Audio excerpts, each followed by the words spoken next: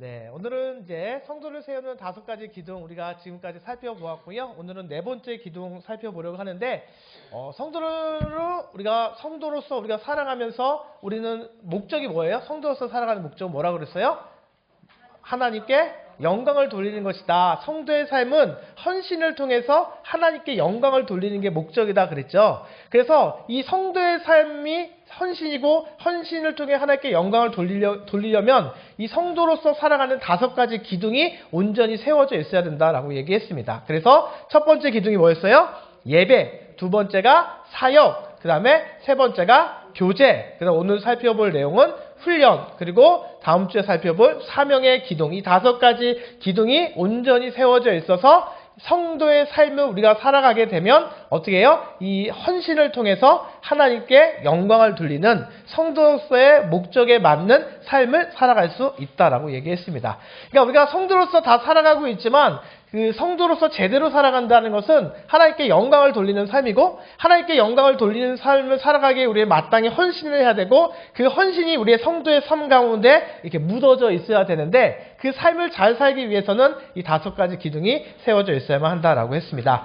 그래서 오늘은 훈련에 대해서 살펴보려고 하는데, 훈련에 들어가는 말을 살펴보면 하나님은요, 우리로 하여금 어떻게 되길 원하신다? 그리스도를 닮아가기를 원하신다라는 거예요. 우리는 왜 부름을 받았느냐? 왜 그리스도인으로 부름을 받았느냐? 그리스도로 닮게 하기 위해서. 그래서 그리스도를 닮도록 부르심을 받았고, 그것이 영적 훈련의 목표가 된다라는 것입니다. 그러니까 우리가 하나님께 닮아가기 위해서 우리가 믿음생활, 신앙생활간에 훈련을 하는 것이고, 그 훈련의 목표는 다시금 그리스도를 닮는 삶이 훈련의 목표가 된다라는 거예요.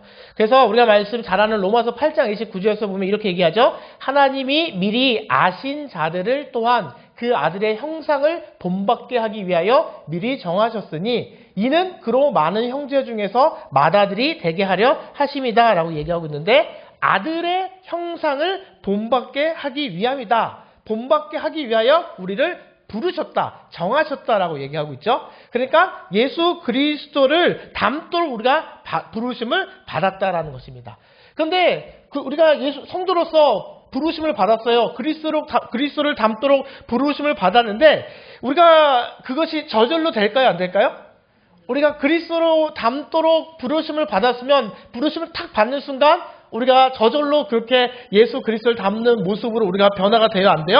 결코 그렇지가 않죠. 이상하게 어떻게 돼요? 점점점 악으로 가는 것은 저절로 되죠. 그죠? 정말로 우리가 정말 악독하게 살아가고 막 이렇게 인간적 하나님과 멀어지는 삶은 굳이 노력하지 않아도 저절로 잘 되는데, 예수 그리스도를 닮아가는 그 삶은 저절로 이루어지지가 않게 된다는 거예요. 그러니까 그저 예배당만 왔다 갔다 함으로써 우리가 그리스도를 닮아가는 것이 아니라 훈련이 있어야만, 우리가 신앙생활간에 훈련을 받아야만, 어떤 모양이로든지 우리가 이제 그 훈련의 도구도 이따 살펴보겠지만, 어떤 방향이로든지 우리가 훈련을 받을 때 그 훈련을 통해서 성도로서 부르심을 받은 목적인 그리스도를 닮아갈 수가 있다라는 것입니다.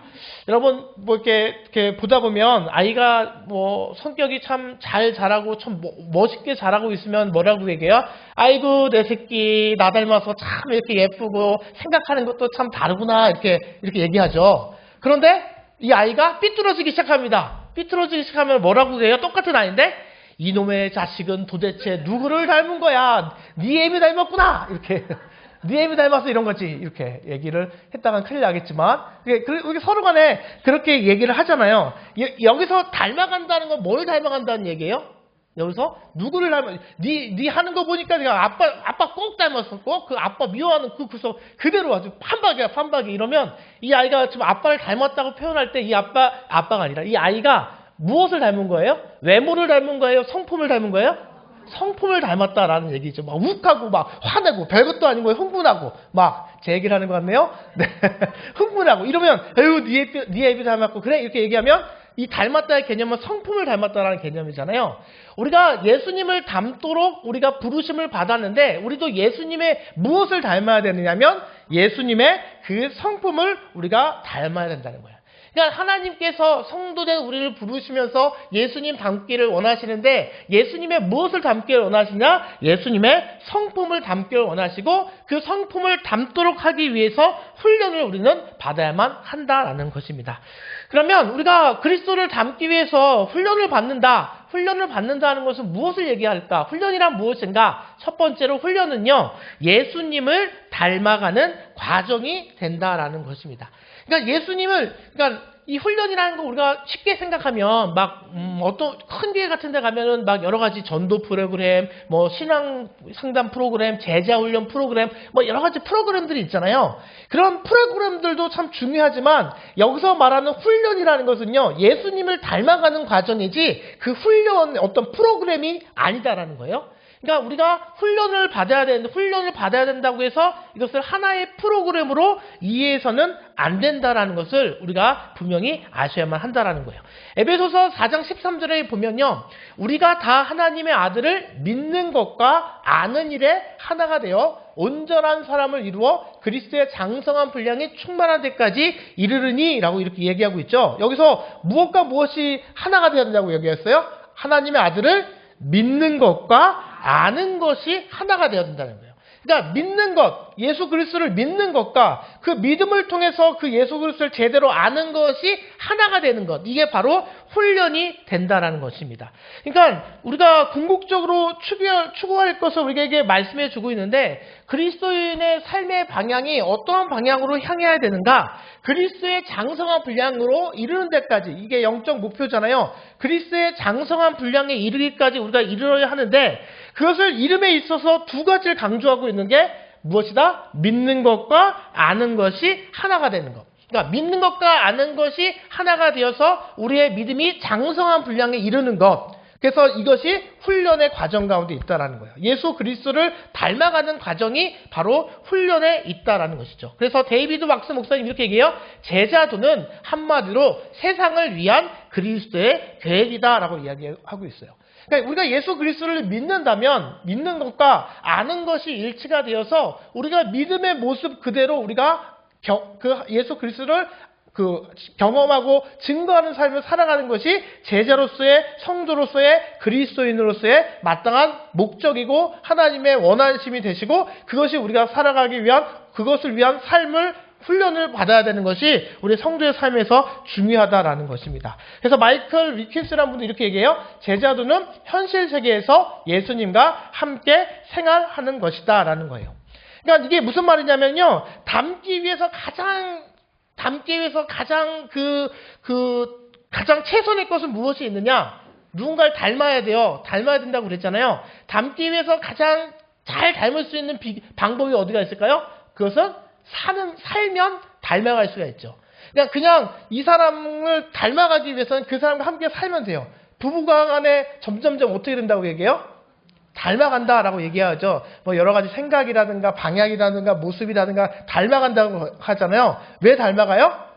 같이 살다 보니까 점점 전혀 다른 생각 속에서 살다가 하나가 되면 점점 맞춰가는 과정 가운데 어떻게 되는 거예요? 아무리 달랐던 사람들도 같이 살다 보면 점점 맞춰가는 과정 속에서 닮아지게 되듯이 우리가 닮기 위해서 가장 중요한 것, 가장 최선의 방법은 무엇이냐면 살면 된다라는 거예요. 그러니까 예수님께서 마치 곁에 계시듯이 그분의 가르침대로 우리가 살아가는 것이 훈련이자 곧 제자도가 된다라는 것입니다. 그러니까 우리가 교회에서만 그리스도인으로서 사는 것이 아니라 우리가 살아가는 모든 삶의 구석구석 그 삶의 모든 자리가 예수님과 함께 예수님과 살아가는 삶이 되어질 때 우리가 예수님의 성품을 닮아가는 훈련의 삶을 살아갈 수가 있게 된다는 거죠. 그러니까 훈련이라는 것은 우리가 마치 생각하는 그런 프로그램이 아니라 예수님의 성품을 닮아가는 과정을 훈련이다라고 얘기합니다. 그래서 구체적으로 그리스도를 닮은 성품을 개발하는 과정이 훈련이 된다라는 거예요.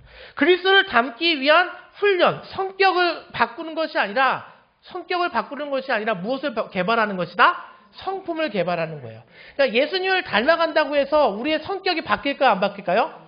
사람 참 안 바뀌어 할 때 이 안 바뀐다는 개념이 뭐예요? 성격이 안 바뀐다는 거예요. 이 사람이 참 안 바뀌어. 이거는 성격이 안 바뀌는 거고요. 바뀌는 건 뭐가 바뀌냐면요. 성품은 바뀌어질 수 있습니다. 온유해질 수 있고 또 이렇게 여러 가지 그런 모습 가운데 예수님의 성품으로 우리가 닮아갈 수 있다. 무엇을 통해서? 훈련을 통해서. 예수님께서 이제 도구를 살펴볼 텐데 그 도구를 통해서 우리가 그 도구를 통해서 예수님과 함께 살아가는 그 삶, 훈련의 삶을 살아가게 되면 우리가 예수님의 성품을 개발하게 되고 그 예수님의 성품을 닮아갈 수가 있게 된다라는 것입니다. 그래서 성격을 바꾸는 것이 아니라 훈련이란 무엇이다? 성품을 개발하는 것이 우리가 그리스도인으로서 살아가면서 우리가 해야 될 훈련의 모습이 된다라는 것입니다. 어윈 루처 목사님이 이렇게 얘기하셨어요. 하나님은 우리 각자의 성품을 개발하기 위한 프로그램을 준비해 놓고 계시다. 그분은 다른 사람들이 우리를 보며 그는 하나님과 동행하고 있어. 왜냐하면 그는 그리스도인처럼 살고 있거든 이라고 말하기를 원하신다라고 이렇게 얘기했습니다. 그러니까 그리스도를 닮으라는 말이요. 우리의 모든 성격을 버리고 예수님의 복제물이 되라는 것이 아니에요. 하나님은 우리 모두에게 다 독특한 성격을 주셨어요. 성격 참 천차만별이잖아요. 성격이 급한 사람도 있고 느긋한 사람이 있고 이거 무엇이 옳고 그름의 문제가 아니라 뭐예요? 다름의 문제다라고 얘기했죠. 그래서 급하면 급한 대로의 상황에 맞춰서 그게 장점일 수 있고 여유로운 사람은 그 여유로운 것이 때로는 답답하다 느껴질 수도 있지만 그 여유로움 때문에 그것이 장점이 될 수도 있다라는 거예요. 그러니까 하나님께서는 각자 사람마다 독특한 성격을 줬기 때문에 성격을 바꾸라는 의미가 아니라 예수님을 닮으라는 말은요. 성격을 바꾸라는 것이 아니라 예수님의 성품을 닮아가도록 꾸준히 그것을 개발하는 것이 중요하다라는 거예요. 그러니까 훈련이라는 것을 우리가 잘못 생각하면 안 돼요. 아니 예수님은 그렇게 믿었는데 여전히 급한 성격 그대로구만. 이거는 맞는 말이에요? 틀린 말이에요? 틀린 말이죠. 급할 수도 있고 여유로운 그 성격을 바꾸는 게 아니라 훈련을 받는다는 것은 성품을 개발한다는 거예요. 그래서 성격이 예수님께 성화되면 성품이 되고 타락하면 뭐가 된다고 그랬어요? 성깔, 성질머리 뭐 이런 게 된다라고 말씀을 드렸죠. 그러니까 우리가 예수님과의 만남, 같이 살아가는 그 훈련을 통해서 우리의 그 모습이 예수님의 성품이 돼야 된다. 그분의 성품을 담기 위해서 우리가 끊임없이 주님을 바라보며 살아가야 된다라는 거예요. 이게 바로 훈련이고 훈련이라는 것은 하나님 예수 그리스도의 성품을 닮아가는 거다라는 것입니다. 그래서 우리가 그러면 어떻게 우리의 성품을 개발하고 주님의 닮은 성품으로 나아갈 것인가에 대해서 보면 성경에서 여러 가지 이제 다양한 측면에서 리스트들을 보여주고 있거든요. 그래서 교재에 보면 성품 개발 리스트라고 해서 여러 가지 나와 있죠. 그래서 첫 번째는 뭐가 있어요? 팔복에 나타나는 8가지 성품에 대해서 나오죠. 가난한 심령, 애통하는 자, 온유, 의의 주림, 긍휼, 청결한 마음, 화평, 의를 위해 박해를 받은. 그러니까 우리가 성격은 못 바꿔도 우리가 성품을 개발해야 되는데 이러한 성품을 우리가 개발해야 된다는 거예요. 우리가 가난한 심령 가운데 살아가고 애통하는 마음 가운데 살아가고 온유한 마음과 의의 주림의 마음과 긍휼한 마음, 청결한 마음, 화평케 하는 마음, 의를 위해 박해를 받는 이런 예수님께서 요구하시는 이 성품으로 우리가 훈련을 통해서 이 성품으로 우리가 어떻게 된다는 거예요? 이 성품으로 변화되고 개발될 수 있으셔야만 한다는 거예요. 이 성품으로 닮아가기 위해서 우리가 끊임없이 훈련을 받아야 된다는 거고요. 또 갈라디아서 5장 22절 23절에서 보면 또 뭐가 있어요? 성령의 9가지 열매에 대해서 이제 바울 사도가 이야기를 하죠. 사랑, 희락, 화평, 오래 참음, 자비, 양성, 충성, 온유, 절제. 그러니까 이 성령의 9가지 열매, 이 성품을 우리가 개발하셔야 된다. 이것을 개발하기 위해서 우리가 훈련을 해야 된다. 예수님의 이 성품을 우리가 닮아가기 위해서 우리가 이 모습 가운데 끊임없이 훈련을 받으며 살아가야 된다라고 우리에게 성경은 또 이렇게 말씀해 주고 있습니다. 또 고린도전서에서 보면은요, 사랑의 모습에 대해서 이야기를 하죠. 사랑의 모습, 구체적인 모습에 대해서 쭉 이야기하죠. 13장의 사랑장에서 보면 딱 얘기하죠. 불의를 기뻐하지 아니함, 악한 것을 생각하지 아니함, 성내지 아니함, 자기의 유익을 구하지 않음, 무례히 행하지 않음, 교만하지 않음, 자랑치 않음, 시기하지 않음, 온유함, 오래 참음. 그 다음에 모든 것을 견디고 모든 것을 바라고 모든 것을 믿으며 모든 것을 참고 진리와 함께 기뻐하는. 그러니까 이러한 우리의 모습이 이런 모습으로 이러한 성품으로 개발될 수 있도록 우리가 훈련을 하셔야만 한다라는 거예요. 여전히 우리가 정말로 성내고 뭐 이런 모습 가운데 이 성품이 변화되지 않으면 우리가 훈련을 제대로 받지 못했다라는 것을 우리에게 이야기하고 있다는 거예요. 우리가 주님을 닮아가면서 우리의 인생 속에서 모든 관계 속에서 공동체 안에서 이런 모습이 누구의 삶 가운데 드러나야 된다? 성도된 우리의 삶. 나를 통해서 이러한 모습이 드러나셔야만 한다라는 것입니다. 그리고 한때 주님을 완강히 부인했던 베드로 사도도 이 성품 8가지에 대해서 이야기를 하는데요. 8가지 성품이 뭐가 있어요?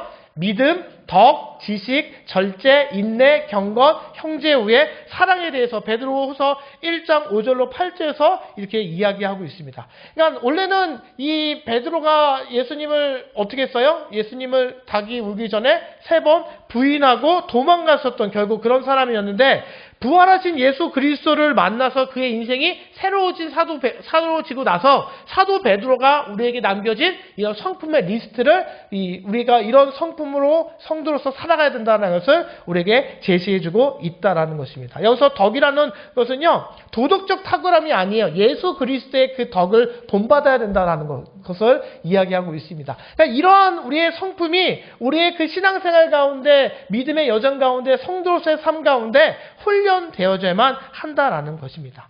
다양한 이 리스트에 가만히 있으면요, 여러분. 근데 문제가 여러 가지 지금 리스트를 봤잖아요, 여러분. 이런 우리가 이렇게 성품이 개발돼야 된다, 이렇게 훈련 받아야 된다라고 우리가 쭉 살펴봤는데 이것에 대해서 우리가 가만히 있으면 여러 가지 이 모든 성품들이 우리의 것이 될까요, 안 될까요? 안 되죠. 이것을 가만히 있는다고 되는 것이 아닙니다. 무엇을 통해서 가능하다? 훈련을 통해서만 가능하다라는 것입니다.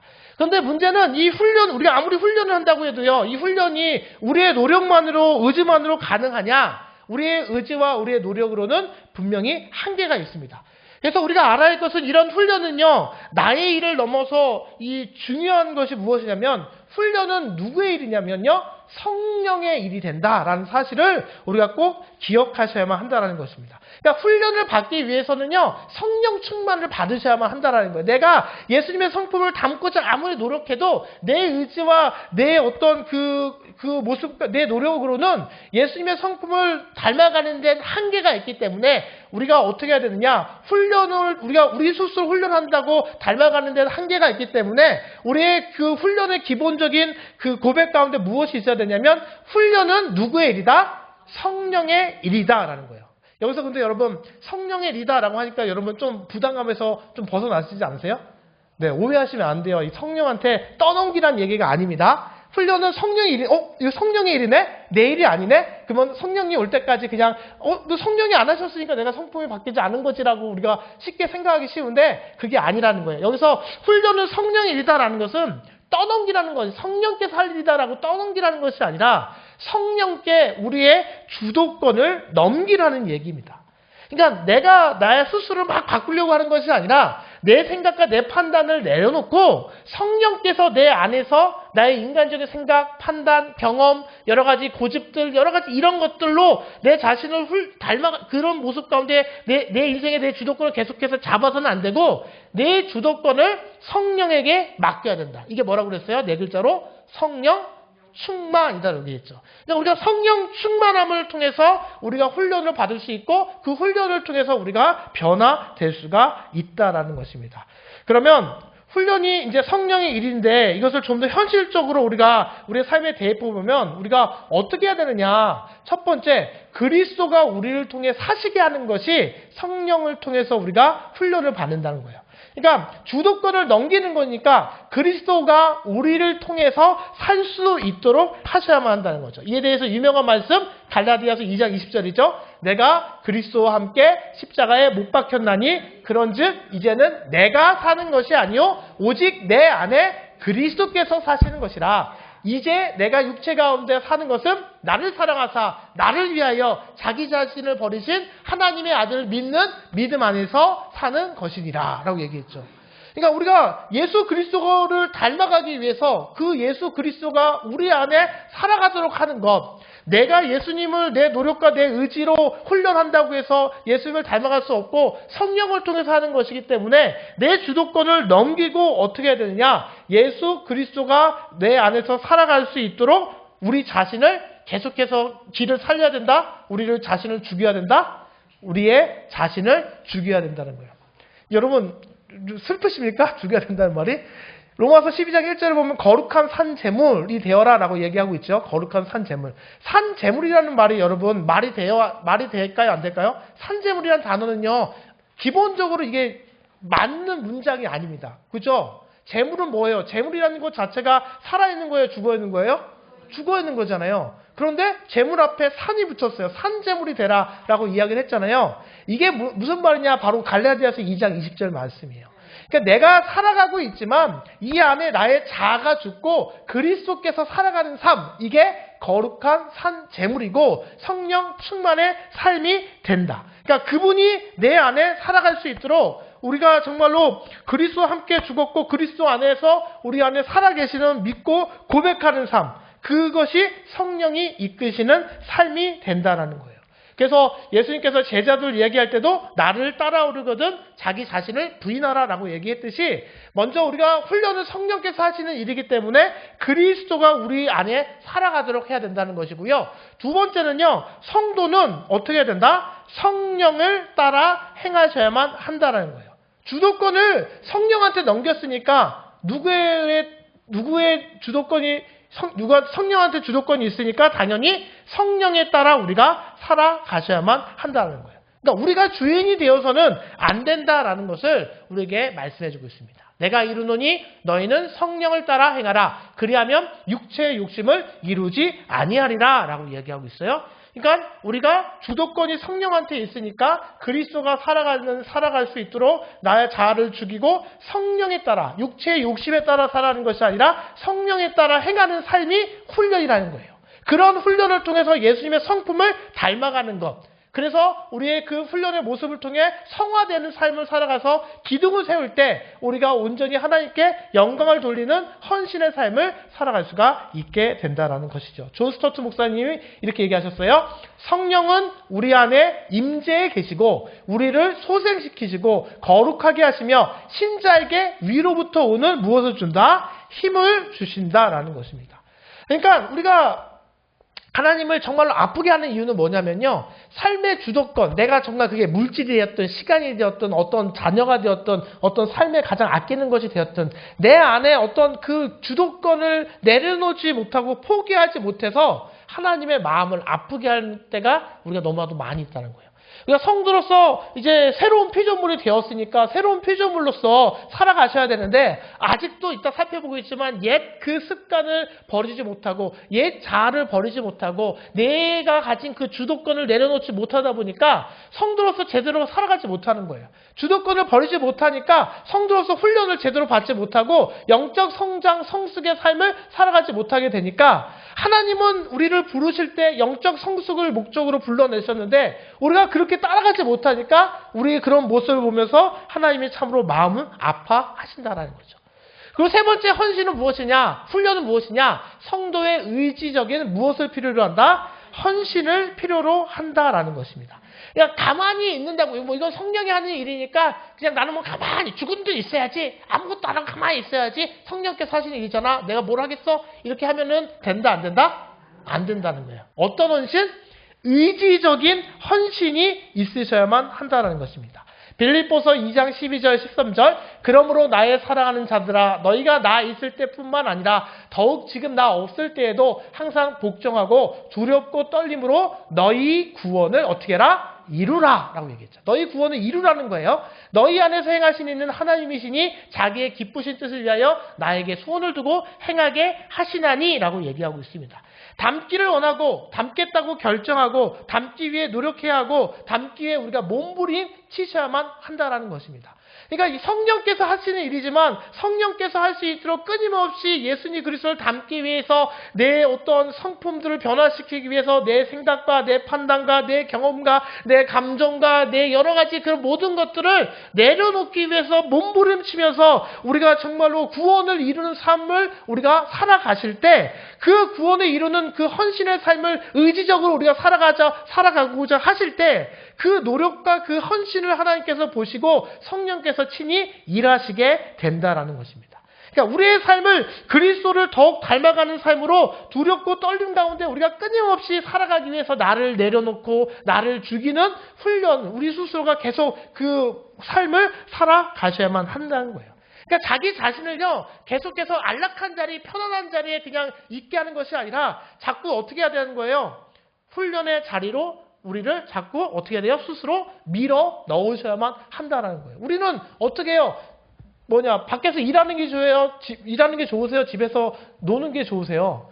집에서 노는 게 훨씬 좋으시잖아요. 돈만 준다면, 돈만 있다면, 여러분, 돈 안 버시고, 넉넉하게 살 수 있다면 굳이 일할 사람이 몇 분이나 되시겠습니까? 그죠? 편하게 살려고 하는 그런 마음 가운데 있다는 거예요. 영적 성장도 마찬가지고요. 훈련도 마찬가지라는 거예요. 그냥 가만히 있고자 하는 그런 죄성을 우리가 갖고 있는데 그렇지 않도록 우리가 자꾸 그 훈련의 현장으로 우리 자신을 내몰아야만 한다라는 거예요. 그래서 여기서 너희 구원을 이루라라는 이 이루라라는 것은 무엇이냐면요. 이 이루는 것은요. 우리의 책임이에요. 이루도록 자꾸 우리가 훈련의 현장으로 우리 자신을 자꾸 밀어 넣어야 돼요. 자꾸 내 자아가 올라오는 것을 내 자아를 자꾸만 내려놓으셔야 돼요. 그게 구원을 이루는 우리의 책임이고 우리가 그렇게 내려놓기 위해서 그렇게 몸부림칠 때 이 안에서 행하게 하는 것은 누구의 역할이다? 하나님의 역할이 된다라는 거예요. 그러니까 의도적인 헌신을 위해서 우리가 계속해서 구원을 이룬 삶을 살아가야만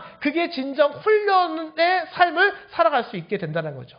그래서 구체적으로 우리가 어떻게 해야 되나 실제적인 의도적인 헌신을 위한 구체적인 행동은 무엇이 있느냐? 첫 번째는요.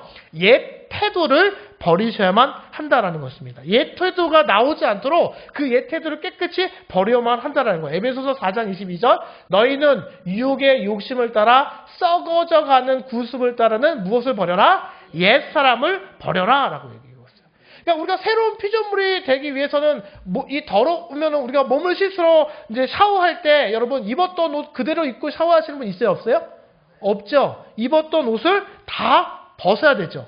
그러니까 옛 옷을 벗고 새 사람이 되기 위해서 깨끗해지기 위해서는 샤워를 하기 위해서는 옷을 벗어야 하듯이 우리도 훈련을 통해서 예수님의 성품을 개발하기 위해서는 어떻게 해야 된다? 우리의 옛 태도를 버려야만 우리가 그 구원을 이루는 삶을 살아갈 수 있고 그 옛 태도를 버려야만 성령께서 우리 가운데 일하셔서 우리를 훈련시키시고 예수님의 성품을 닮아가도록 이끌어 주신다는 것입니다.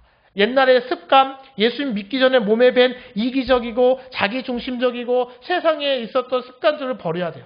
거짓, 함부로 말하는 것, 교만, 불평, 불만, 험담, 시기, 분쟁 이런 것들 우리가 예수님 믿기 전에 우리 자연스럽게 우리가 가지고 있었던 그 모든 옛사람을 우리가 어떻게 해야 된다? 그 의도적인 헌신을 통해서 이 모습을 버려야 된다는 거예요. 우리가 이것을 버리지 않고요. 그냥 가만히 있으면 여러분 어떻게 해요? 가만히 있으면 이 모습들 우리가 정말 누구보다도 자신 있잖아요. 불평하는 거, 불만하는 거 누구보다 자신 있지 않으세요, 여러분? 불평, 불만 또 누구 한 사람만 없으면 그 사람 딱 잡아두고 험담하는 거 그렇게 하면 안 되는 것을 알지만 사실 재밌잖아요. 험담이 재밌을 때가 있으시죠, 여러분? 험담이란 이름으로 스트레스를 푼다라고 얘기를 할 때도 있고 그러시잖아요. 너 걔 봤어? 오늘 입은 옷 봤어? 옷 봤어? 이렇게 하다 보면 근데 그게 옛 태도라는 거예요. 그런 옛 태도를 버려야 성령께서 우리 안에서 일을 하시고 우리를 예수님의 성품으로 변화시켜 주실 수가 있다라는 거예요. 옛 태도를 버려야 된다라는 거예요. 그러니까 우리가 옛 태도가 나오는 이유는 무엇이냐면 유혹의 욕심을 따라 살아가기 때문에 그렇다는 것이거든요. 그 유혹의 욕심, 거짓말하는 유혹, 함부로 말하고 싶은 유혹, 교만의 유혹, 불평, 불만의 유혹, 험담의 유혹 이런 유혹에 넘어가지 않도록 우리의 이 태도를 벗어야만 한다는 거고요. 옛 태도를 벗은다면 우리가 어떻게 해야 되느냐? 그 벗은 그 자리에 우리가 어떻게 해야 돼요? 생각을 바꾸어서 이 생각이 정말로 어떻게 해야 되느냐? 성령으로 새롭게 너희의 심령이 새롭게 되도록 생각을 바꾸셔야만 한다는 거예요. 샤워하러 가면서 물만 살짝 묻히는 사람 있어요? 없어요? 어린 애들은 있죠.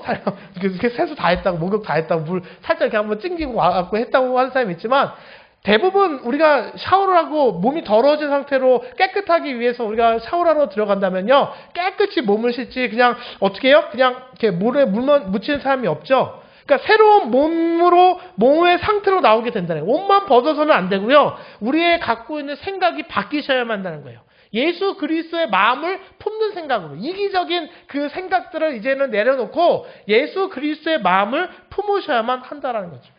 그러니까 회개의 시작은요, 우리가 회개에 합당한 열매를 맺어야 된다라는 말을 이야기하는데, 회개의 시작은 어디 있냐면요, 우리의 생각을 바꾸는 것에부터 있다는 거예요. 잘못된 옛 것에 대한 생각을 버리고 성령이 주시는 새로운 생각으로 새로워지고 그것으로 채워져 있어야만 한다는 것입니다. 그러니까 우리의 관점이 예수 그리스도의 태도와 관점을 갖는 거예요. 자기 중심적인 생각에서 하나님 중심으로, 다른 사람의 중심으로 생각을 바꿀 때, 예수 그리스도의 마음을 그렇게 품을 때, 그렇게 생각을 바꿔 나갈 때, 우리가 우리 스스로의 그 의지적인 헌신을 통해서 성령께서 우리를 훈련시킬 수가 있게 된다. 너희 안에 이 마음을 품으라 곧 그리스도 예수의 마음이다 라고 말씀하고 있습니다.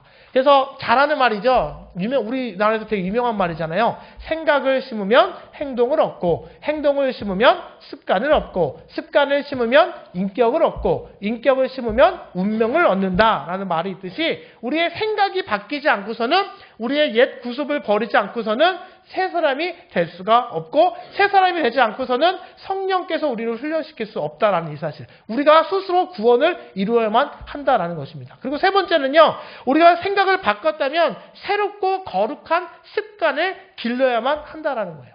하나님에 따라 의와 진리의 거룩함으로 지으심을 받은 새 사람을 입으라라는 것입니다. 그러니까 성품은요, 습관을 쌓아놓는 거예요. 옛 습관을 버리고 생각을 전환하고, 그 옛 생각을 버리고 새로운 생각을 계속해서 쌓아가는 습관의 삶을 살아가야 된다. 말씀으로, 그래 내가 이제 말씀으로 살아가야지 하는데 딱 3일, 작심 3일이라고 3일 동안 말씀으로 살고 그 이후로 벗어나게 되면은 앞에 생각을 바꾼 게 의미가 없어지죠. 생각을 새롭게 바꿨다면 어떻게 해야 돼요? 그게 우리의 삶 가운데 습관이 될 수 있도록 우리가 계속해서 그 습관을, 거룩한 습관을 길러놔야만 우리들이 구원을 이루는 삶 가운데 성령께서 우리를 훈련시켜 주셔서 장성한 분량의 영적 성장을 이루게 되고, 그 영적 성장을 통해 하나님께 영광을 돌리게 되고, 이 영광을 받으신 하나님께서 우리에게 영화로움의 은혜, 성도로서의 그 삶을 살아갈 수 있게 해준다라는 것입니다. 그러면 이런 일들을 위해서 하나님이 훈련이 자연스럽게, 자동스럽게 우리가 되지 않는데, 훈련을 이걸 받아야 된다고 했는데, 우리가 어떻게 훈련을 받을 수 있느냐? 하나님께서는요, 우리에게 이 훈련을 받을 수 있도록 하나님께서 훈련의 도구를 또한 우리에게 주셨습니다. 그러니까 훈련을 받아야만 우리가 하나님의 그 예수 그리스도의 성품을 담아갈 수 있는데, 하나님이 사용하시는 훈련의 도구가 있다는 거예요. 그러니까 교제가 있다는 거죠. 이 교제를 통해서 우리가 변화가 되셔야만 하는데, 요한복음 17장 17절 말씀, 첫 번째 도구 무엇이냐? 진리를 사용하신다. 말씀을 사용하셔서 우리가 훈련받을 수 있도록 해주신다라는 것이죠. 요한복음 17장 17절 뭐라고 얘기해요? 그들을 진리로 거룩하게 하옵소서, 아버지의 말씀은 진리니이다 라고 얘기하죠. 제가 언젠가 이거 한번 얘기했던 기억이 있는데, 그때도 별로 이제 반응은 없으셨는데, 그냥 이렇게 한 번 더 말씀을 드리면, 이 말씀 잘 읽어야 된다고 말씀드렸죠. 기억나시나요? 말씀은 뭐다? 진리니다 라고 얘기하지, 질린다라고 하면 안 된다고 그랬죠. 말씀은, 아버지의 말씀이 질리면 안 돼요. 말씀은 진리이다라고 고백해야 된다라고 말씀을 지난번에 드렸는데, 말씀은 질리는 게 아니라 우리의 삶의 진리가 돼야만 한다는 거예요. 왜요? 하나님께서 우리를 훈련하는 도구로 삼아 주셨기 때문에 그렇다라는 것입니다. 그래서 하나님의 진리 말씀은요, 생명을 불어넣고 믿음을 만들고 변화를 일으키고 상처를 치유하고 인격을 형성하고 유혹을 이기고 희망을 주고 마음을 깨끗이 하고 영원한 미래를 보장한다는 거예요. 성령의 감동으로 쓰여진 이 말씀, 이 진리 안에 그런 능력이 정말로 숨겨져 있다라는 거예요. 그러니까 우리는 자꾸만 우리의 성질대로 살려고 하지 성품을 개발하려고 하진 않아요. 그냥 내 생각대로, 내 판대로 살려고 하지, 예수님의 성품으로 우리가 성품을 개발해서 그 성품대로 살려고 하지 않으려는 그런 어떤 우리의 죄성이, 끝까지 우리를 붙잡는 그 죄성이 있다라는 것입니다. 그래서 이런 일이 일어나지 않도록 하나님께서 이 말씀을 통해서 우리에게 계속해서 이 깨달음을 주시고, 말씀을 통해서 나아갈 길을 가르쳐 주시고, 말씀을 통해서 위로하시고, 말씀을 통해서 격려해 주시고, 말씀을 통해서 우리가 변화가 일어날 수 있도록 해 준다라는 거죠. 그러니까 이 말씀을요, 훈련의 도구, 하나님께서 주신 훈련의 도구다라는 이 그런 진실된 고백 가운데 말씀을 붙잡는 삶을 살아갈 때, 이 말씀을 놓치지 않는 삶을 살아가실 때 우리가 이 말씀을 통해서 성령의 훈련을 받을 수가 있게 된다는 거예요. 그렇기 때문에 하나님의 도구가 된 이 말씀을 우리가 잘 이 말씀으로 훈련을 받기 위해서는 말씀에 대해서 우리가 어떤 고백을 갖고 살아가야 되냐면 하나님의 말씀에 무엇을 인정해야 된다? 권위를 인정해야 된다는 거예요. 하나님의 말씀이 우리의 인생의 가장 첫 번째 말씀, 가장 권위 있는 말씀, 하나님의 말씀이 우리의 삶의 가장 중요한 기준이 되고 가장 목표가 되고 삶의 동기가 되어야 된다는 거예요.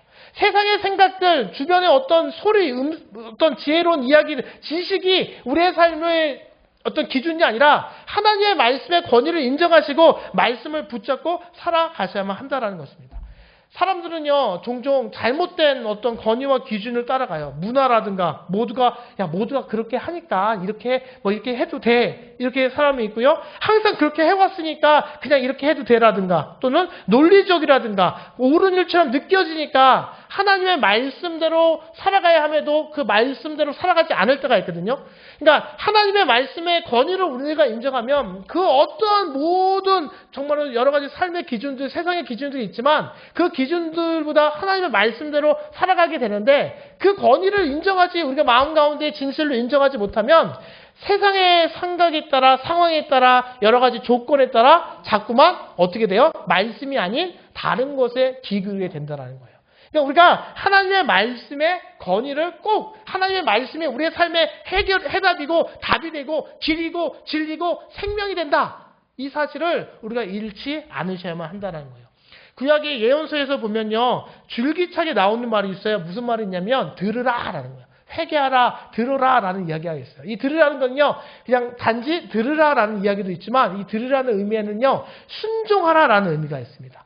하나님의 말씀을 듣고 순종할 수 있어야 된다는 거예요. 하나님이 다른 여러 가지 생각들이 있지만 하나님의 말씀이 그렇다고 하면 우리가 그렇게 받아들이고 그 들은 대로 순종할 때, 그대로 살아갈 때 어떻게 된다? 하나님의 말씀대로 살아가는 그 말씀을 통해서 성령의 일하심, 성령의 그 훈련을 통해 우리의 믿음이 장성한 분량에 나가게 된다라는 겁니다. 그런데 문제는 뭐예요? 하나님의 말씀의 권위를 인정해야 되는데 자꾸만 어떻게 해요? 말씀을 듣고 행하셔야 되는데 행하기는커녕 어떻게 해요? 평가만 하시잖아요. 평가만 하시죠. 오늘 말씀이 좋았는데? 오늘 말씀이 좋은데? 이렇게 얘기하면 어떻게 해요? 말씀이 좋았으면 내 마음에 어떤 감동이 오고 내 마음에 어떤 마음이 좋았으면 어떻게 해야 돼요? 그 좋았던 내가 이렇게 살아야지 하면 그 살아야지가 아니라 실제로 살아야 되잖아요. 그게 말씀의 권위를 인정하는 삶이잖아요. 기껏 말씀이 참 좋았고 오늘 은혜 받았고 기껏 기도하면서 눈물 흘렸는데 삶의 변화가 없어요. 그러면 이게 말씀을 따르는 삶이 아니에요? 아닙니다. 그 말씀을 통해서 하나님께서 훈련을 시키고자 하는데 우리가 말씀의 권위를 인정하지 않고 순종하여 따르지 않고 그냥 평가만 하는 거예요. 오늘 좋네? 오늘은 지난번보다 좀 부족하네? 이런 식으로 평가하고 따르지 않게 되면 이 말씀, 하나님의 훈련 교제의 말씀으로 우리가 훈련받을 수가 없고 훈련받지 못하면 하나님의 마음을 아프게 하는 성도로서 온전한 삶을 살아갈 수 없게 된다는 것입니다. 그러니까 중요한 것은 하나님의 말씀의 권위를 인정해야 된다. 모든 성경은 하나님의 감동으로 된 것으로 교훈과 책망과 바른 교훈과 의로 교육하기에 유익하기 때문에 그렇다는 거예요. 뿐만 아니라 두 번째로 우리가 하나님의 도구인 말씀을 어떻게 바라봐야 되냐면 하나님의 진리를요 어떻게 해야 된다? 내 것으로 만들어야만 한다는 것입니다. 그러니까 하나님의 말씀 따로 내 삶 따로가 아니라 하나님의 말씀이 들었으면 하나님의 그 진리가 나의 진리가 되도록 만들어야만 한다는 거예요. 그러면 어떻게 만들 수 있느냐? 만들 수 있는 방법이 5가지 있는데요. R로 시작해요. 말씀을 첫 번째 뭐예요? 받아들인다. 리시브예요. 받아들여야 된다는 거예요. 받아들인다가 뭐예요? 열린 마음과 겸손한 마음이 필요하다는 거예요. 내가 저 사람의 이야기는 듣지 못하겠어. 다쳐버리면 어떻게 해요? 말씀을 내 것으로 만들 수 없죠. 또 내가 저 사람보다 낫겠다 이렇게 생각하고 교만하면 어떻게 해요? 말씀을 받아들일 수가 없어요. 말씀을 받아들여야 그 말씀이 내 것이 될 수 있는데 받아들이기 위해서는 열린 마음과 겸손한 마음이 필요하고 또 어떻게 돼요? 말씀을 읽어야 되는 겁니다. 읽어야 돼요. 계획을 짜서 정기적으로 우리가 계속해서 읽어야 되고, 세 번째는 어떻게 해야 되느냐? 말씀을 연구해야 돼요. 연구한다면 뭐예요? 말씀을 시간을 내셔야 된다는 거죠.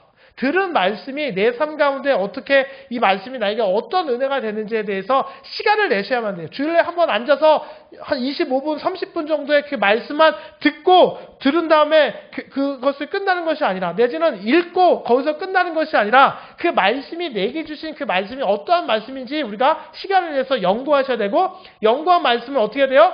기억하셔야 되는 거예요. 반복함을 통해서 그 말씀을 소화하고 마음에 담은 다음에 어떻게 해야 돼요? 말씀을 반영하셔야만 한다라는 것입니다.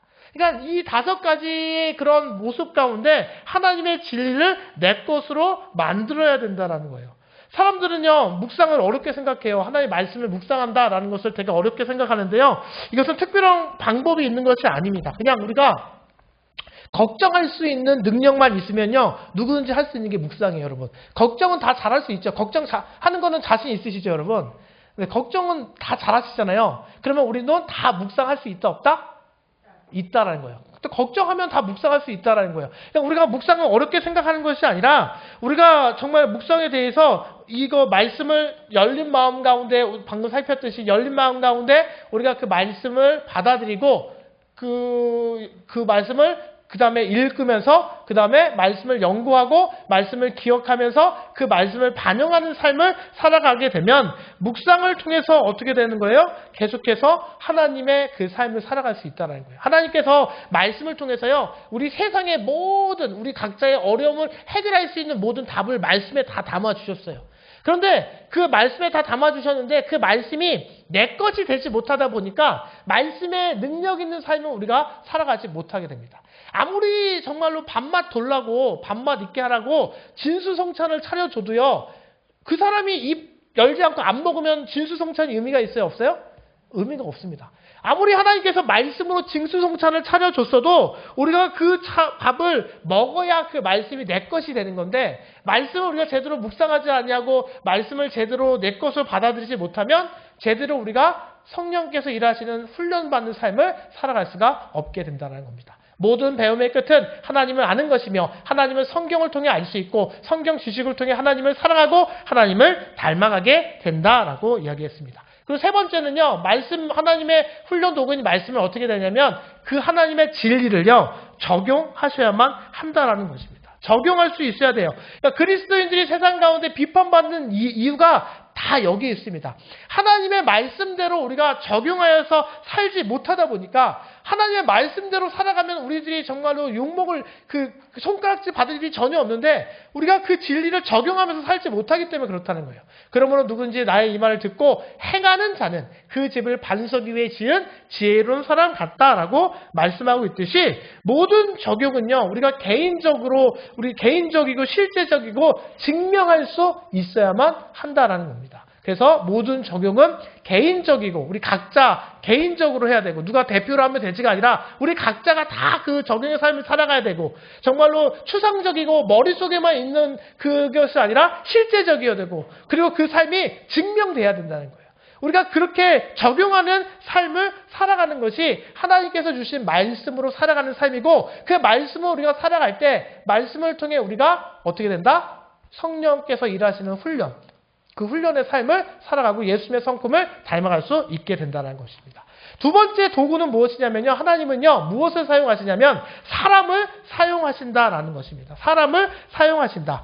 그러니까 이 절이라든가 다른 수도원 같은 것은 그냥 어떻게 해요? 개인의 어떤 자아를, 성찰을 통해서 진리를 찾는 거잖아요. 그런데 우리 기독교 종교는요, 그렇지가 않습니다. 기독교 종교는요, 고립된 영성이 아니고요, 그냥 그 고립된 영성도 필요하지만 고립된 영성에서만 머무르는 것이 아니라 관계를 통해서 영적 성숙이 일어나게 된다는 거예요. 그러니까 그리스도를 닮아가는 그 성장과 훈련의 과정은요, 절대로 고립된 상황에서 혼자서 이룰 수가 없다는 것입니다. 그래서 지난주에 살펴봤던 교제가 중요한 이유가 거기에 있다는 거예요. 교제의 삶을 통해서, 사람과의 관계를 통해서 우리의 영적 성장과 성숙이 일어날 수 있기 때문에 우리는 어떻게 해야 된다? 사람을 사용하시는 그 하나님의 그 도구를, 주신 그 도구를 우리가 교제를 통해서 끊임없이 우리가 그 교제의 삶을 살아가시는 것이 중요하다라는 것입니다.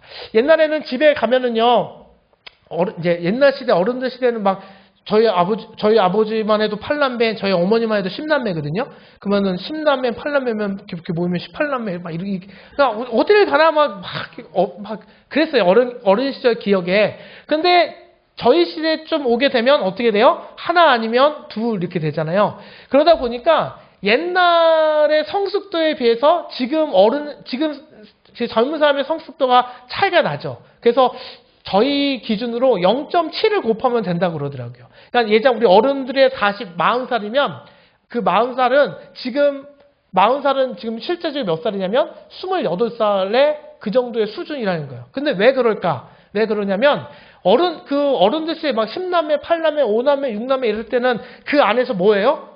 계속해서 부딪히고 계속 이렇게 섞이면서 어떻게 돼요? 점점점 우리의 성품이 때로는 맞춰가기도 하고 때로는 양보하기도 되고 때로는 덤볐다가는 맞는다라는 것을 깨닫게 되기도 했고 잘못 덤비면 안 된다라는 것도 깨닫게 되면서 어떻게 돼요? 점점 삶의 지혜를 터득하면서 가정 안에서 이렇게 성장할 기회가 생기고 그 상태로 사회에 나오게 되는 거잖아요. 근데 지금은 어떻게 돼요? 경쟁이 심하지 않고 다 이렇게 해주다 보니까 성숙하지 않은 상태로 나오게 되니까 나이는 먹었는데 우리 어른 시대에 그만큼의 그 성숙함이 이루어지지 않는다는 거죠. 마찬가지 우리의 믿음의 성숙도, 영적 성숙도 마찬가지라는 거예요. 그냥 혼자서 믿음 생활하고 혼자서 신앙 생활하면 편하고 좋은 것 같지만 성숙함을 이루는데 어떻게 해요? 그것은 방해가 된다는 거예요. 온전한 성숙함을 이루지 못한다는 거죠. 그러니까 미우나 싫으나 교회 안에서 헌신하고 교회 안에서 정말로 우리가 부딪히면서 저 사람 꼴 보기 싫어도 예수님 바라보는 마음에 정말 섬기고 낮아지는 자꾸 그런 훈련의 삶을 살아감을 통해서 우리들이 어떻게 된다는 거예요. 점점점 예수님의 성품을 닮아가게 된다라는 것입니다. 그리고 성경 공부와 여러 가지 기도도 필수겠죠, 당연히. 골방에서 기도하는 것도 필수인데 그것이 전부가 아니라 부딪히게 되면서 다듬어진다라는 사실. 그러니까 저 사람 만나면 내가 힘들고 불편하고 교회 안에서 저 사람 멀리하고 피하는 게 옳을까요? 틀릴까요? 틀립니다. 누굴 위해서? 우리의 영적 성장을 위해서, 성숙을 위해서 그것은 옳지가 않아요. 저 사람이 싫으면 어떻게 되냐면 의도적으로 헌신해야 된다고 그랬죠. 의도적인 헌신이 필요하다고 했죠. 의도적으로 더 접근해야 돼요. 그래서 못 참죠. 아우, 저 정말 있잖아요. 막 아무것도 안 했는데 싫은 사람이 있잖아요. 아닌가요? 정말 이 사람이 나한테 뭘 하진 않았는데 그냥 밥 먹는 소리도 싫어. 이런 사람이 있을 거란 말이죠. 그런 사람이 있다 할지라도 저 사람도 예수님께서 사랑하는 사람이다라는 믿음 가운데 가까이 가고 그 사람과 섬기고 그 사람에게 맞추는 그렇게 부딪혀 나갈 때 내가 다듬어지고 영적으로 성숙해질 수가 있다라는 것입니다. 그래서 신앙이라는 것은요, 골방을 필요로 해요. 골방 기도와 말씀이 없으면 안 돼요. 하나님의 개인적인 만남이 없으면 안 돼요. 골방이 필요하지만 그 신앙은요, 관계 속에서 진행이 된다는 거예요. 그러니까 이 사람을 만나고 힘들면 골방에서 상처를 받으면 이 사람한테 푸는 게 아니라 하나님께 기도함으로 풀고 이 풀린 상태로 회복된 상태로 다시 만나서 우리의 영적 성장을 계속해서 이루어 가져야만 한다는 거예요. 목회자도 마찬가지인 것 같아요. 목회자도요. 아이고 우리 목사님 이러신 분들이 편하고요. 목사님 오늘은 좀 그런데요. 목사님 좀 이런 분들은 어떻게 돼요? 자연스럽게 이제 들으면 좋은 이야기 안 들으니까 목사도 사람이니까 피하게 되잖아요. 우리 교회는 감사하게도 그런 분이 안 계신데 아직까지는 안 계신데 어떻게 될지 모르니까 아직까지는 안 계신데 목사도 사람이니까 이렇게 피하게 된단 말이에요. 그럼 피하게 되다 보면 그 목사가 성숙해질까요? 성장할 수 있을까요? 성장하지 못할까요? 성가지 못합니다. 날카로운 사람들, 날 힘들게 하는 사람들, 그 사람을 더욱더 가까이 하고 그 사람 곁에 더 갈 때 목회가 더욱더 성숙하고 성숙한 만큼 품을 수 있게 되고 예수의 마음을 품을 수 있게 된다. 이건 목사뿐만이 아니라 여기 계신 모든 직분자들도 다 마찬가지다라는 사실을 우리가 꼭 기억하셨으면 좋겠습니다. 우리는 하나님의 사랑을 태우는 연료요, 그분의 은혜가 흐르는 영원한 송수관이다라는 거예요. 그래서 사람을 사용하시는데 어떻게 사용하시느냐? 이렇게만 사용하셨으면 좋겠어요. 하나님은 위로와 격려를 통해서 우리를 성장시킨다라는 것입니다. 그러니까 어떻게 해요? 좋은 사람을 만나서 우리가 잘 아시는 대로 격려와 위로, 어떤 인복이라고 하죠. 하나님이 허락해 주신 그 인복을 통해서 우리가 어떻게 돼요? 힘들고 어려울 때 위로와 격려를 통해서 우리가 성장하게 되고, 격려를 통해서 세임을 얻게 되고, 격려를 통해서 우리가 정말로 저 사람의 좋은 모습을 본받아야겠다라는 생각이 들어가면서 우리가 이렇게 훈련에 성장할 수 있는 기회가 되고, 정말 큰 어려움 가운데 넘어질 뻔하가도 넘어져서 그 훈련의 과정에서 도태되고 탈락되는 위기 가운데에서도 사람을 통해서 위로와 격려를 얻게 하심으로 우리를 세우시기도 한다는 거예요. 그런데 서로 도와보고 이렇게 격려하기도 하는데, 또 두 번째로 때로는 사람을 통해서 어떻게 해요? 아픔과 상처를 통해서도 우리를 세우신다는 거예요. 그러니까 이 사람을 통해서 하나님께서 위로와 격려를 통해 세우시기도 하지만, 아픔과 사람 때문에 아프고 사랑 때문에 상처를 통해서 우리의 믿음이 더욱더 성장할 수 있다는 거예요. 그러니까 아프게 한다고 해서 상처를 준다고 해서 그것을 우리가 멀리할 것이 아니라 하나님의 그 뜻을 바라봐야만 한다는 거예요. 하나님이 좋은 것으로만 챙기지 않아요. 합력하여 선을 이루시는 분은 단맛과 쓴맛을 통해서 함께 이루신다는 것입니다. 요셉 같은 경우도 요셉 인생을 다 아시잖아요. 요셉이 얼마나 억울해요. 요셉이 자기가 그 형들하고 아버지한테 절 받는다고 요셉이 그런 꿈을 꿈을까지 하고 꿈꿨어요? 아니잖아요. 하나님이 꿈꾸게 하신 거잖아요. 그리고 요셉은 꿈꾸게 하시면 그냥 이야기만 했을 뿐인데, 그것이 원인이 되어서 어떻게 형들의 미움을 사갖고 형들에게 팔려가게 되고, 그 다음에 형들에게 팔려가고 애굽으로 거기서도 열심히 일했고 주인을 배신할 수 없었고 자기야라고 속삭이는 그 여자의 속삭임, 정말 들랑말랑 혼자만 있으니까 막 이렇게 우리밖에 없으면 이렇게 거기 나는 하나님 보고 계셔서 할 수 없습니다. 그 자리에 박차가 나왔는데 그것이 오히려 빌매가 돼서 감옥에 갇히게 되고 얼마나 억울한 상황을 겪게 돼요. 여러 가지 사람에 의해 얼마나 큰 상처를 많이 받게 되잖아요. 그랬는데 결과적으로 형들에 의해서 생겨난 그 상처 가운데 복수의 기회가 생겼을 때 요셉은 뭐라고 얘기해요? 그 형들도 알다 보니까 그 두려워하니까 뭐라고 해요? 당신은 나를 해하려 하였으나 하나님은 그것을 선으로 바꾸사 오늘과 같이 많은 백성의 생명을 구원하게 하려 하셨나이다 라고 이야기하죠. 그렇게 고백을 하죠.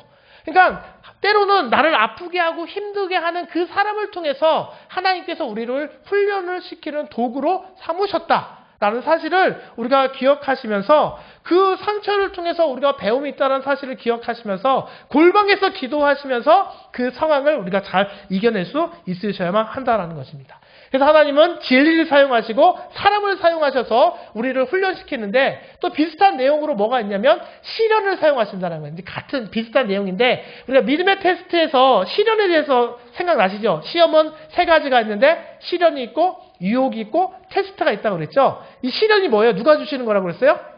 하나님께서 주시는 외부적인 그 어려움을 시련이라고 얘기했는데, 이 시련을 통해서, 고난을 통해서, 역경을 통해서 우리가 정말로 어떻게 해요? 훈련을 통해서 이겨낼 수 있도록 하신다라는 거예요. 우리가 잠시 받는 환난에 경한 것이 지극히 크고 영원한 영광 중에 한 것을 우리에게 이루게 합니다라고 말씀하고 있듯이, 우리의 인생이 항상 순풍에 고요히 흘러가는 돛담배 같지만 않다라는 거예요. 오르막이 있으면 뭐가 있어요? 내리막이 있고, 내리막길이 있으면 오르막길이 있는 것이 우리의 인생인데, 그 시련을 통해서 우리가 그 시련을 믿음의 테스트에서 배웠던 것처럼 그 시련을 우리가 어떻게 감당하느냐에 따라서 그 시련을 통해 우리가 훈련을 받게 된다는 것입니다. 그러니까 시련이 자체가 훈련이 된다는 거예요. 그래서 시련은 우리가 하나님께 더 가까이 나아가는 것과 우리의 성품을 훈련시키기 위해서 하나님에 의해서 계획된 것이다라는 거예요.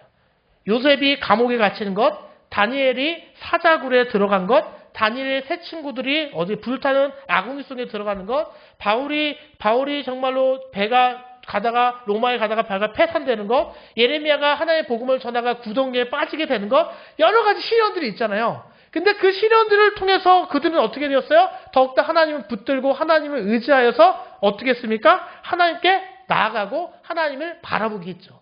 그러니까 시련이 단지 우리를 힘들게 하는 목적이 아니라 우리의 영적 성숙을 목적으로 하는 하나님의 좋은 훈련 도구가 된다는 거예요. 이유는 알 수 없지만 그 시련 가운데 우리가 하나님의 도구로서 나를 훈련시키는 거구나, 예수님의 성품을 담아가도록 하나님께서 사용하시는구나라고 우리가 믿음의 고백을 할 수 있어야만 한다는 것입니다. 시련은 곧 하나님의 그림자이다. 뭐예요? 하나님이 있다라는 거예요. 시련 가운데 그림자가 비춰진다는 거예요. 시련 가운데 하나님이 계신다라는 사실을 우리가 기억하셔야 돼요. 그렇기 때문에 시련 가운데 우리가 필요한 것은 뭐예요? 우리가 다 살펴왔어요. 믿음의 테스트에서 봤는데 하나님을 온전히 신뢰한다는 거예요. 하나님께서 어떤 이유가 있겠지. 이해할 수 없지만 하나님의 분명한 계획이 있겠지라고 시련 가운데 하나님의 정말로 불평하고 불만하는 것이 아니라 하나님을 온전히 신뢰하는 것이 중요하다. 환난, 고통, 시련 가운데 있을 때 주님을 바라보고 오히려 그 자리를 주님을 신뢰하는 자리를 삼을 때 그 시련을 통해 훈련하시는 하나님의 은혜가 우리의 삶 가운데 임하게 된다는 거예요. 찰스 스퍼전 목사님, 하나님이 그 자녀를 풀매에 던지실 때는 하나님도 그 안에 같이 들어가신다. 하나님이 함께하고 계신다라는 것을 이야기하고 있고요. 또 시련 때 우리가 하나님을 신뢰하면서 또 한 가지 우리가 생각하고 무엇이냐면 상급을 기억하셔야 된다. 상급. 생각하건대 현재의 고난은 장차 우리에게 나타날 영광과 비교할 수 없다라는 것입니다. 이게 무슨 말이에요, 여러분? 해산의 고통이 있지만 해산의 고통을 출산하는 사람이 참아낼 수 있는 이유는 뭐예요?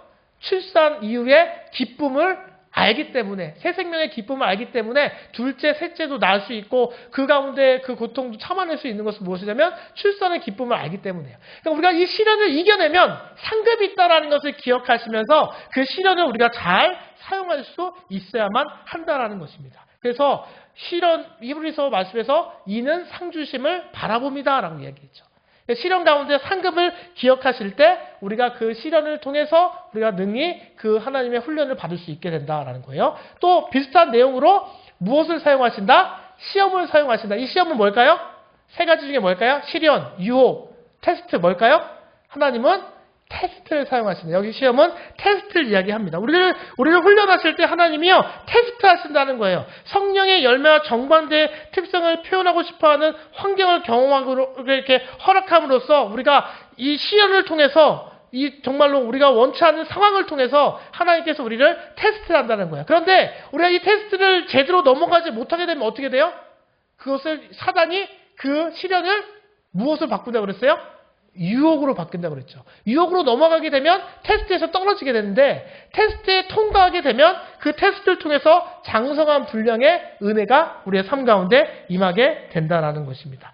사랑하지 않는 사람들을 주위에 두셔서 사랑을 가르치시고요. 기다림과 분노와 조급해 있는 상황에서 인내를 가르치시고요. 거짓말이 난무하는 상황의 시험 속에서 정직함을 가르치시고요. 사람들을 섬기게 함으로써 자만하지 않는 겸손을 훈련하시고요. 당황스럽고 혼란스러운 환경 속에서 평안을 배우게 하시는 테스트를 우리에게 주시고 테스트를 통해서 우리가 감당할 수 있다는 거예요.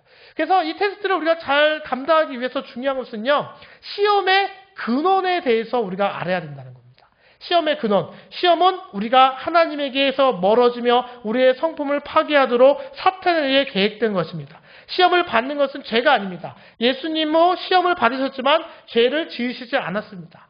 그러니까 시험이 왔을 때 이 시험의 근원을 믿음의 테스트에서 살펴보았듯이 유혹에 넘어가지 않도록 우리가 어떻게 해야 되냐면 하나님의 그 시련을 믿음으로 바라볼 수 있으셔야만 한다는 겁니다. 이게 하나님께서 나를 검증하는 도구로 나의 믿음을 보시기 위한 도구로 사용하셨구나라고 하나님 어떻게 이룰 수 있어라고 반응하는 것이 아니라 그렇게 반응해서 유혹에 넘어가는 삶이 아니라 하나님을 신뢰하고 정말로 상급을 바라보며 시련에서 살펴봤듯 그 모습을 통해서 우리가 그 테스트를 받아들이셔야 한다는 거예요. 그래서 시험을 극복하는 것이 중요하다라는 것입니다. 그러면 그 시험을 우리가 어떻게 유혹으로 빠지지 않고 시험을 극복할 수 있느냐? 첫 번째, 이거 다 살펴봤던 거예요. 시험이 가져다주는 결과를 심각하게 고려하셔야만 한다라는 것입니다.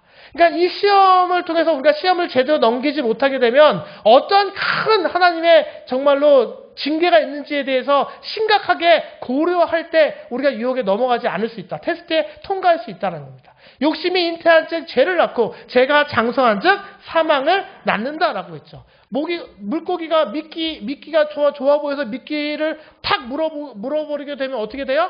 미끼에 가늘이 딱 걸려서 물 밖으로 나가게 되잖아요. 그러니까 저 미끼를 물었을 때는 이거 다 했던 얘기예요. 미끼를 물었을 때 내가 어떻게 될지에 대해서 물고기를 생각하지 못하지만 우리는 물고기가 아니잖아요. 그러니까 그 심각한 결과를 그 가져다 준 결과를 심각하게 우리가 잘 고려할 수 있어야 하고 민감하게 판단할 수 있을 때 우리가 시험을 잘 극복할 수 있다는 거고요. 두 번째, 항상 좋은 것을 주시는 하나님 아버지를 생각해야 된다. 이거 같은 말이에요. 하나님을 신뢰하셔야만 한다는 것입니다. 여러 가지 시험 가운데, 유혹 가운데, 미혹 가운데 그 하나님은 좋은 것을 주시는 분이다 라는 생각을 가지고 그 유혹에 넘어가지 않도록, 테스트에 떨어지지 않도록, 시험을 잘 통과할 수 있도록 하나님 아버지를 생각하면서 우리가 그 시련을 감내할 수 있어야만 한다는 거죠. 그래서 그 방법은 뭐냐? 진리의 말씀에 초점을 맞추셔야만 한다는 거예요. 하나님의 말씀을 붙들고 다른 유혹에 넘어가지 않도록 하나님의 말씀만은 붙들고 우리가 정말로 그 말씀을 가장 그 은혜 가운데 풍성한 그런 삶을 살아가셔야만 한다는 것입니다. 그가 그 피조물 중에 우리로 한 첫 열매가 되게 하시려고 자기 뜻을 따라 진리의 말씀으로 우리를 낳으셨다. 진리의 말씀으로 우리를 낳으셨는데 어떻게 하게 된다? 한 첫 열매가 되게 하셨다라고 얘기하고 있죠. 이것은 무엇이냐면 첫 열매는 풍성하다, 뛰어나다라는 것을 의미합니다. 우리를 뛰어나게 하시기 위해서 우리에게 말씀으로 우리를 낳으셨다는 거예요. 그러니까 우리가 말씀을 붙잡으면 우리의 모든 인생 가운데 그 모든 유혹 가운데 능히 유혹을 감당하며 이겨낼 수 있다. 그러니까 우리가 말씀으로 살아갈 때 그 시험을 하나님께서 사용하시는 그 시험을 우리가 잘 이겨낼 수 있게 되고 그 시험을 통과함을 통해 우리가 잘 훈련받아서 장성한 성장하는 믿음의 모습이 될 수 있다는 겁니다. 네 번째는요, 관심을 다른 데로 돌리고 좋은 생각에 집중하셔야만 한다라는 것입니다. 좋은 생각, 그러니까 긍정적인 생각이 아니고 낙관적인 생각만을 얘기하는 것이 아니라 그 순간에 하나님께서 무엇을 기뻐할지에 대해서 생각하셔야만 한다는 거예요. 시험이 왔을 때, 유혹이 왔을 때 죄짓지 않기 위해서는 하나님께서 그 순간에 기뻐하시는 것이 무엇인지 좋은 생각에 집중하시고 그 일을 하실 때 우리가 테스트에서 통과할 수 있게 된다라는 것. 인생의 성공은 집중과 무시에 달려있다라고 얘기하고 있거든요. 그러니까 우리가 테스트의 통과하는 것과 통과하지 못하는 것은 어떤 것에 집중하고 어떤 것을 무시하느냐에 달려있다라는 것. 하나님이 기뻐하시는 것이 무엇인지를 말씀을 가지고 우리가 잘 생각하는 것이 테스트를 통과할 수 있는 길이고 그 테스트를 통해 우리가 훈련받을 수 있다라는 것. 그리고 다섯 번째, 마지막으로 우리 자신의 약점을 파악하고 철저히 다스려야만 한다라는 것입니다. 이게 무슨 말이냐? 이게 고린도전서 10장 12절 메시지 성경인데 유진 피터스 목사님 쓰신 거예요. 지나치게 순진하거나 스스로를 과신하지 말라. 자신감을 잊어버려라. 아무 소용없다. 하나님에 대한 신뢰를 키워라. 이게 무슨 말일까요? 그런즉 선줄로 생각하는 자는 넘어질까 조심하라. 그 말씀입니다. 그러니까 우리가 유혹이 오고 어려움이 왔을 때 우리의 약점을 파악하고 그 약점에 의해서 그 현혹되지 않도록 어떻게 해야 된다? 다스려야 된다. 철저하게 다스리셔야만 한다라는 것입니다. 현혹되지 않도록 잘 다스리는 것이 중요하다라는 것. 그래서 그 테스트를 하나님의 훈련의 도구로 잘 삼을 수 있어야만 한다는 것입니다. 어리석은 자의 특징은 타인의 결점을 드러내고 자신의 약점을 잊어버리는 것이다. 자기를 아는 것이 최대의 지혜이다라고 말씀하셨듯이 우리의 약점 있잖아요. 물질에 약하면 어떻게 돼요? 우리가 물질에 현혹되지 않도록 어떻게 해야 돼요? 물질에서 멀리 있거나 또 남성 같은 경우는 여성의 그런 것들이 약하다 이러면 어떻게 해요? 굳이 그 자리에 갈 필요가 있어요? 없어요? 없어요. 술 유혹에 있다. 그러면 술자리에 굳이 갈 필요 있어요? 우정도 중요하지만 굳이 그 자리에 갈 필요 있어요? 없어요?